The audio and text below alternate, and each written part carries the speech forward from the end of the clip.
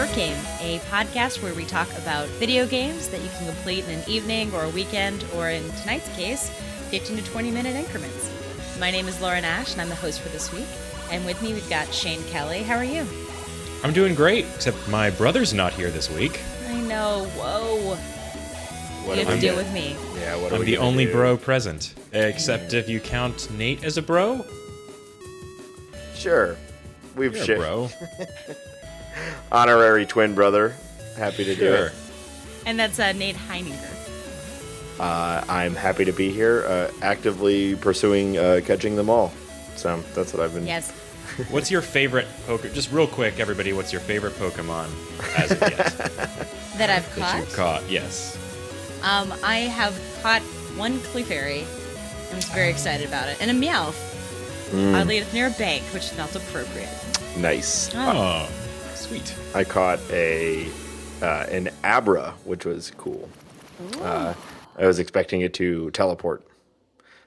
This show, though, is not about Pokemon, though everybody else's life right now is about Pokemon. I just felt the need to get it right out of there, get it out. You know, that came out like 3 days ago, so it's all anyone's doing. There's no way we wouldn't discuss it at least a moment in this show. So a week from now, we'll all have quit, right? Do it first, yeah. All our Pokemon? All right. Absolutely. Well, instead of walking around catching Pokemon, this week we are driving, specifically in the game Wheels of Aurelia, which is this road trip game set in Italy in 1978. So we've got Leela, who's got short haircut and a jacket, and she's a woman with a car. Yeah, and like a kind of breaking all the rules. All the rules. Has a cigarette sometimes and like kind of a punk, attitude. Black and white. Black and Don't white. tell her horizontal. that. Yeah. Well, yeah. Punks are from London. Get it right. Yeah, seriously. But mostly we've been driving around, picking up hitchhikers, and trying to balance a narrative fiction engine with staying on the road. You can't actually drive off the road, but it's I've never played a game like this. The mechanics are very simple. This is, I would say, maybe an interactive fiction game with a like a dexterity element to it built in. Dexterity for two reasons. One, you're trying to keep your car on the road while dealing with kind of oncoming cars and things like that, as well as managing the text bubbles, the conversations between the different characters, as well as it's like 15 minutes and there's currently no way to pause in the game. Yeah. So you're just you have to play the whole road trip in one sitting, which almost everyone comes to right around 15, maybe 20 minutes if you take a longer route. Yeah, and the developers, Santa Ragione, are Italian and wanted to make a game about their culture, and also kind of, I think they said they wanted to find out what their parents were dealing with in the 70s. And it started off in 2015 in Fantastic Fest, and those people had a really cool arcade bundle, but now you can get it in Steam. It's $5. Yeah, I think it's definitely worth exploring for anybody. That's my verdict that I probably should have held to the end, because this is a reviews show and we want to get those listens all the way to the end. But the gameplay and the storytelling style of this I thought was really unique. It's not something I've played before. The gameplay is pretty minimal, like you guys were kind of saying, but if you want to compare it to something, I would say the best comparison would be kind of retro racing game. Like in my experience, that'd be things like Outrun or Super Hang-On, except they'd be on motorcycles, which might be more fun. So with that, you have basically the controls stripped down to the point where it's just left, right, and then up and down is freed up on this D-pad that presumably you're using. Up and down represents toggling between the different dialogue options. And what I thought was really interesting about it is it's kind of the school of narrative gameplay, of throwing questions at you so fast and requiring you to make them like quick in the moment. Some games that do this in kind of the Telltale genre, but they tend to be fewer questions per minute, fewer choices per minute. By doing this, they give you so many choices of what you say and whether or not you pull over to pick up a hitchhiker every moment, that as things go on, you kind of get paralyzed by so many different choices, but just making them, you're winding up on totally different branching paths. So there's something like 10 endings to this game. And it never has that feeling of having a moment of paralysis, because you never know what of the 1,000 dialogue decisions that you're making while steering your car are actually going to make a difference in terms of choosing your path. I kept getting so distracted by the conversation I was having that I would forget to follow the directions my hitchhikers had. Poor guys were stranded all over Italy. I just took them to the Rock City every time because I was too excited by what I was currently talking about. It's tricky. There's no actual real direct repercussions to driving the car. You don't get in accidents. You're basically ping-ponging off the walls and off of other cars all the way. Like, I think you could actually make it the whole game without ever actually driving your car. It's just going to like ping pong your way. I would disagree, because Nate, I think in some places, I had one of my endings that I got, the passenger complained about my driving for a long time, and then complained that it was making her sick.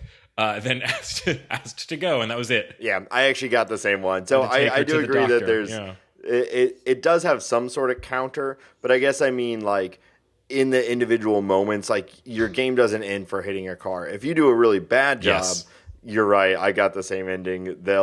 Your passenger will get upset and leave.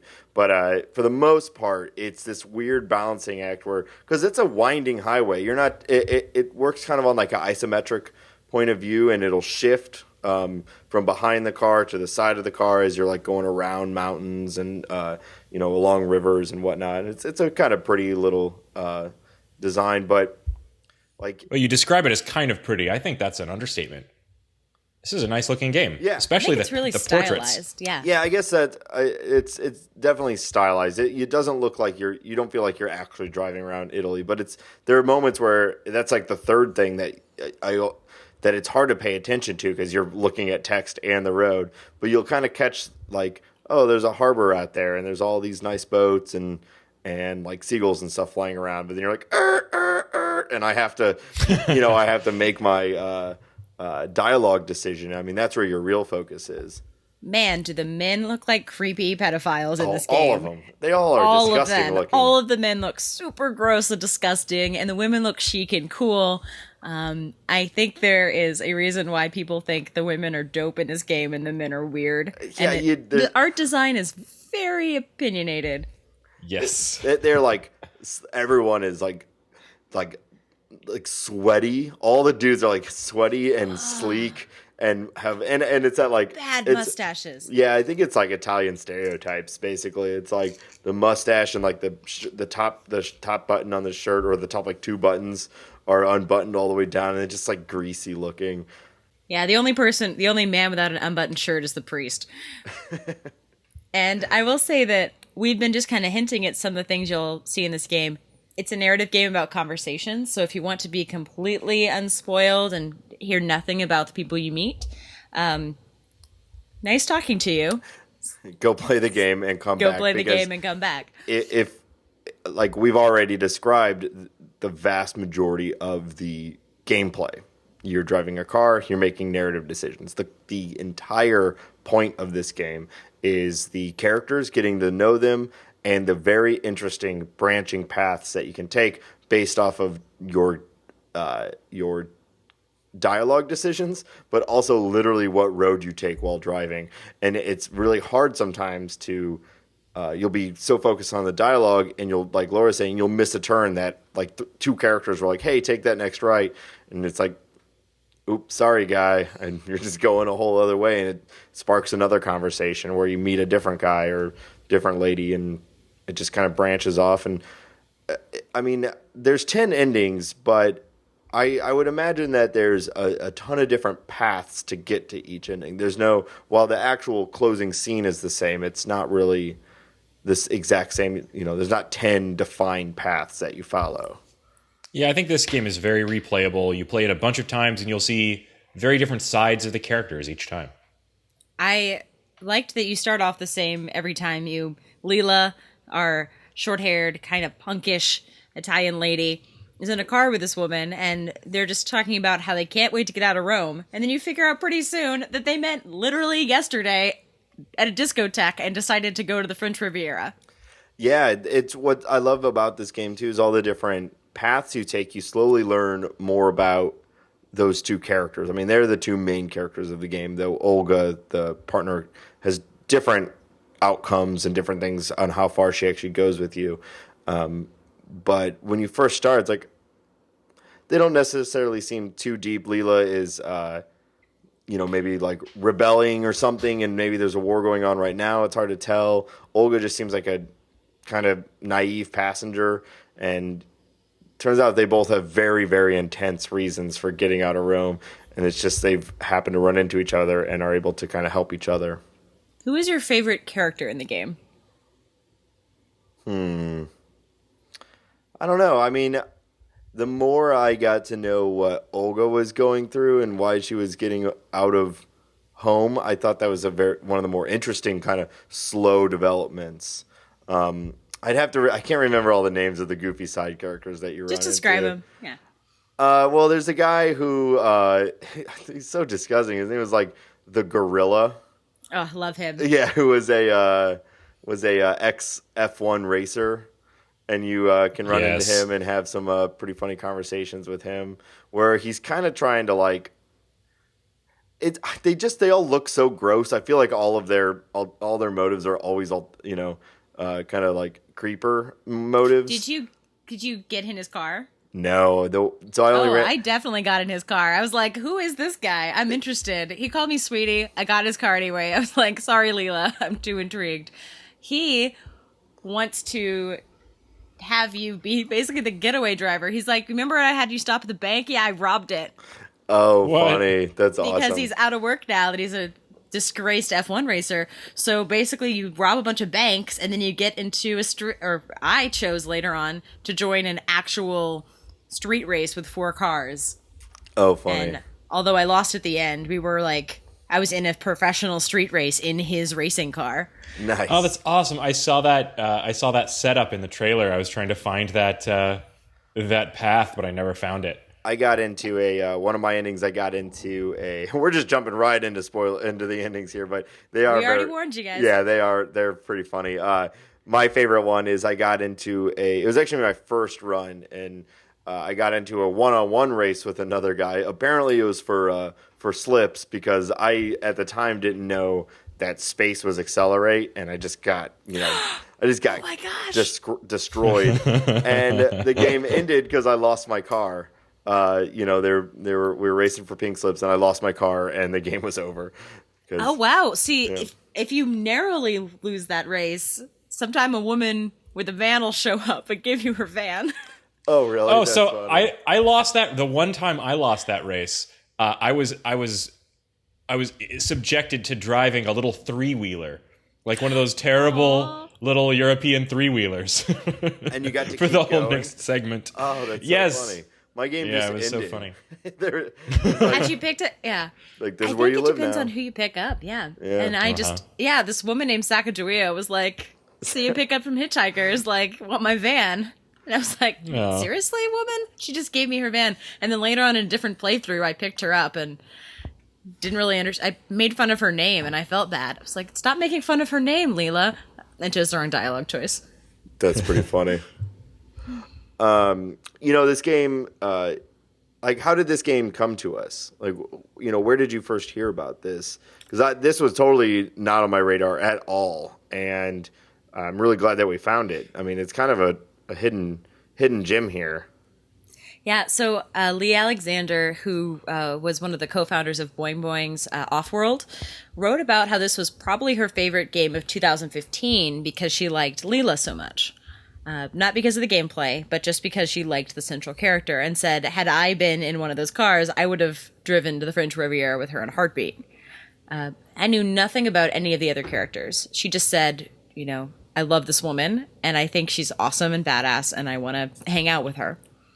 Then later on, last year, I was looking at Meg Janissen's, the writer of 80 Days, list of top games, and she had Wheels of Aurelia as number 1 because she liked the conversations. So I didn't know much about the driving or mechanics or really anything happening. I just knew that two women I love in games were like, this is worth trying and worth actually going through. Didn't know any about the heavy themes or the weird guy who thinks there's three popes and a UFO flying around. Like the But first guy you pick up, right? Yeah. Yeah. And I just kind of went with it. Well, it's turned out I've never played anything like this. I mean, and the only thing that I could think of that is sort of like it, and I'm relatively, I would say, very uneducated in interactive fiction games to begin with, but like, you said the writer of 80 Days, that makes a lot of sense to me. Tonally, everything is very, very different, but and gameplay is very different, but these kind of like branching storylines that you can take multiple different paths, even from one conversation that leads you into a totally different way, felt very much like 80 Days, which is one of my favorite games that we've ever done. Yeah, I would say this has a lot of the same things that drew me to 80 Days in that it's a travel story. The character portraits are magnificent. The characters themselves are the point and the most enjoyable, most wonderful part of it. The thing that I think is unique about it, it takes it a step further into interesting territory. As I started to read about this, there's a lot of people kind of pointing to this game as a example of a very small number of kind of female road narratives. And then I got into reading this great article by Vanessa Viselka that was titled "Green Screen: The Lack of Female Road Narratives and Why It Matters." That is just an interesting article from this woman who has hitchhiked across America in her teens and recounted a story of having met a serial killer while doing so. What? Yeah, it's insane. And almost having been killed herself. And so it's just, this game has so many different kinds of people, and it feels like so emotionally real as you get through meeting all these people and understanding them. It's just such a cool, unique game in that way. I loved that I didn't know how to game the system in this game. A lot of interactive fictions, I know exactly, I can choose dialogue B and then I will get a different outcome. Here, it just seemed like there were so many different possibilities. I could have a different conversation. I could choose to, take the hitchhiker where they want to go or completely abandon them. I could get in Gorilla's car and abandon Olga at the rest stop. Sorry, Olga. Well, You're going through. And on top of that, like, the game gives you a ton of freedom because all you really know is that you're trying to get out of Rome or try to get out of Italy and you're going to France. And, what happens in between, kind of up to you. You just play it straight and just try to drive there. Can you actually make it to France? Is that a possible? I don't think so. I didn't. Yeah, I never did either. Almost always I would end up in some sort of terrible side story that rendered me unable to continue driving. But what's one of your side stories? I'm curious because apparently not driving well is one of the very negative outcomes. Yeah, well, so in the one that I was not driving well, the outcome you learn this in a lot of different paths, but basically Olga is fleeing Rome and going to France in order to have an abortion, and that's a major part of the conversations in this game between the two women. What it means to have an abortion. You get to kind of have your own opinions on what an abortion means through the dialogue choices, and I don't know if it was something that I said or that mixed with the bad driving, or maybe the bad driving was just another side thing. But ultimately, in one of my decisions or one of my playthroughs, Olga decides that she's going to keep the baby, and Olga and Leela, stay in a city, and they're like, well, how about we just settle down here and we'll raise the baby together. Wow. Yeah. And so that was... I was maybe only like 13 minutes into the game, too. It happened pretty quick. I had that happen once, too. But I think the most shocking ending for me, yes, the ending where the guy, decided that he was robbing banks was not the most shocking ending. The most shocking ending for me was there's one where Leela and Olga it's been hinted that Leela has this crazy backstory. Everyone recognizes her, and it turned out she had been kidnapped and was really famous for being kidnapped. And I'm kind of pursuing this, conversation about abortion, but it's not going well. Olga's kind of getting pissed at me, and she sells me out to the paparazzi because she needs to pay for her abortion. Yeah.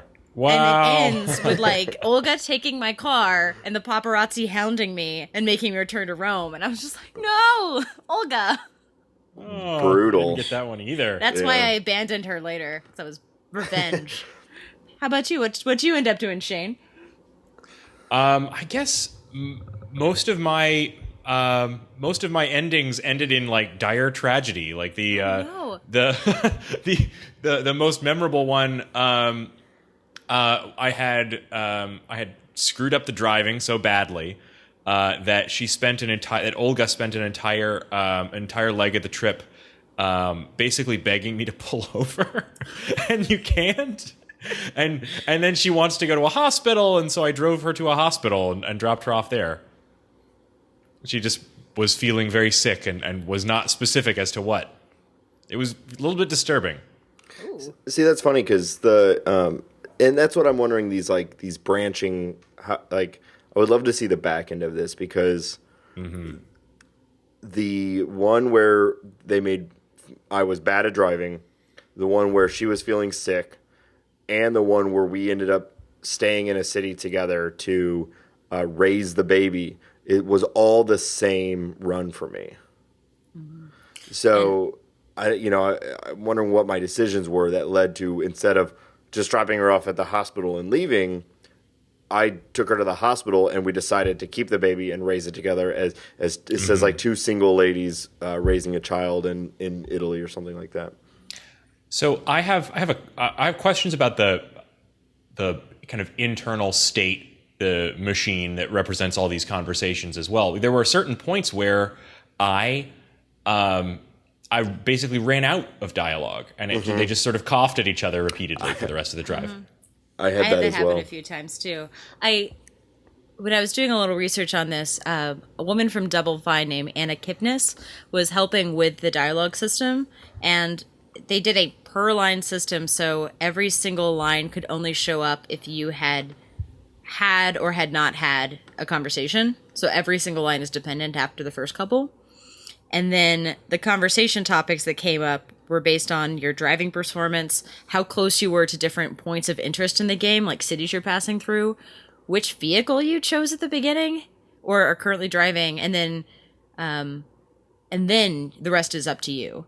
So if you decide to go through the port city, you're going to have a different event happen, or you're going to, pick up a priest and start talking about politics or people getting assassinated that I'd never heard of because I don't know anything about Italian politics from 1978. Yeah, I noticed on the car front, like I picked one. I didn't realize I was picking like the nice looking car, but really early on, Olga was like, "Oh, so you come from family then?" Or I'm sorry, you come from money. He's like, "How can you tell?" It's like, well, nobody else drives a car like this. And I think that's pretty cool. There's like 6 or 7 different cars you can choose from right at the beginning. Most of my driving game is honestly Cruising USA. So I was very excited to pick my car at the beginning and then at the end be able to put my initials in. Right? Yeah, that makes sense to me since you said it was an arcade version of this game. I still have not seen the pictures of the arcade version of this game, but I definitely hope we include those in the show notes. Does it look kind of like a classic arcade cabinet type thing, or what? Yes, it's a classic arcade cabinet, and the kind of box art from the load screen is on the sides of the cabinet. Cool. And then they've got a little driving wheel and then a joystick, so you could actually drive with one hand and shows your dialogue with the other, which I think would be pretty perfect for this game. I feel like that distraction between driving and paying attention to the people you're talking to is inherent in driving. And I feel like it would make a lot more sense with a little wheel. I absolutely agree with you about the kind of distraction element of driving being integral here. There's something special about the feeling of being in a car with someone and having those discussions on a road trip that kind of lends itself to the kind of open-ended, free-form discussion that this game is really all about. So I think it's almost a perfect combination of a setting and a feeling. Yeah, I mean, every driving game you ever play is about driving, right? You are actively doing your best to not hit stuff or go real fast or beat the other team and other team racing term other team. And I love how they incorporate that stuff. We've talked a couple times now about the different races that we've gotten in, but I think those are more like winks to the genre, and the game is all focused about the conversations that happen inside of cars. And It's almost as though I've only ever played racing games, and this is the first driving game that I've played. Yeah. This is not Short Bus for Hope.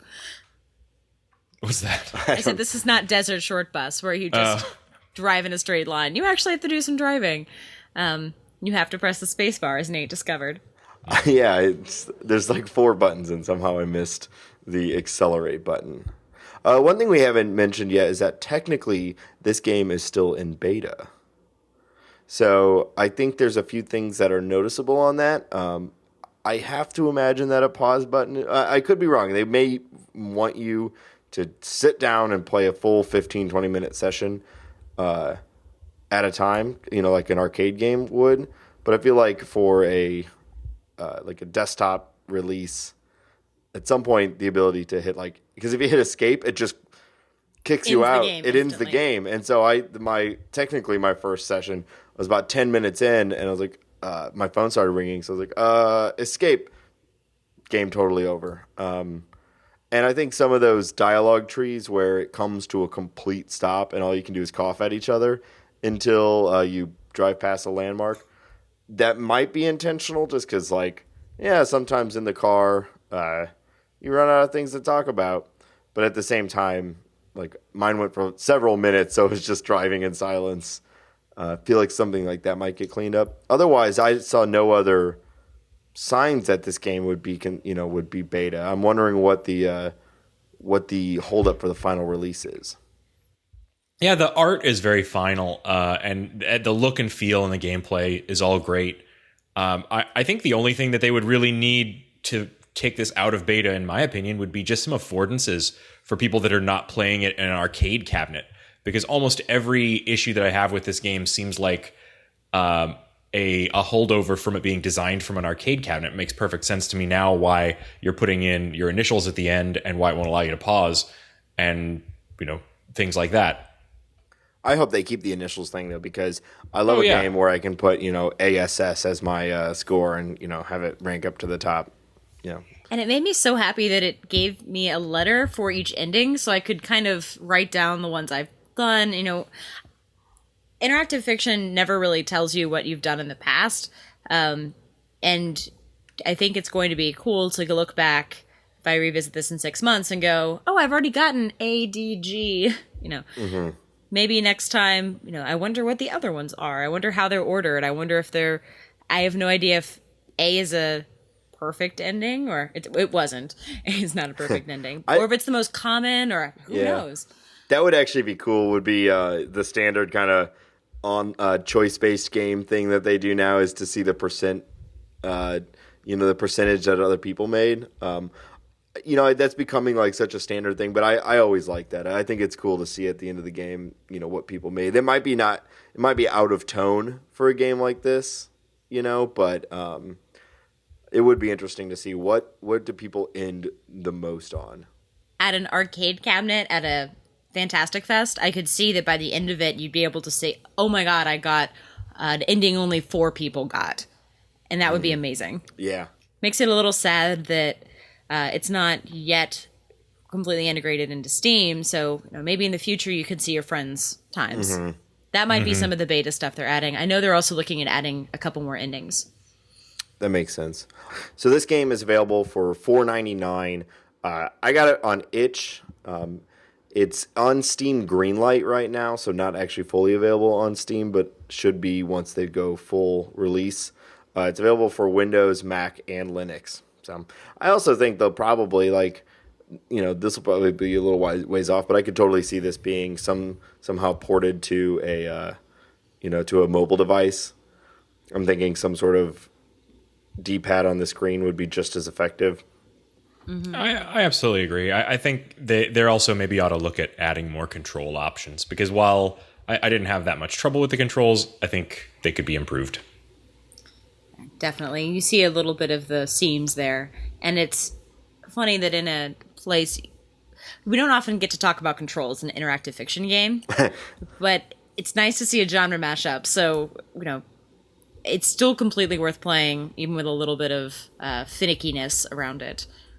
Yeah, I'm often one who wrestles with the difference, and it's a totally unnecessary like wrestling match. But like, what is an interactive fiction versus what is a game? Is interactive fiction a game or not, and all that? And this only confuses me more because like it's 99% interactive fiction, but you're driving a car also, and it's not hard, but you're driving a car. It's a driving sim with good conversation. Yeah, in a really fully realized, very pretty world. So I would love to see more hybrids like this. If you told me, it's a driving interactive fiction game, it's like I can't even think of what that means. I would say maybe the closest game, and I hadn't thought about this until you just said it, but maybe the closest game I've played to this is Full Throttle, which was a hybrid LucasArts point and click adventure game / driving game. I don't think I've heard of that. It's one of the ones that's harder to get your hands on these days, but it's biker gang themed. Nice. I could see this format, like if this does well for them, like you can pick this up and drop it into any like time frame in any place you want to tell a cool story. This like traveling while talking to people, you could pick it up and drop it in the Wild West on like a carriage or something. Like it'd be super this game is so focused on its characters, it'd be cool to see it in other places than late 70s Italy, that I know more about now than I ever did before, although it's hard to tell what's fiction and what's totally real.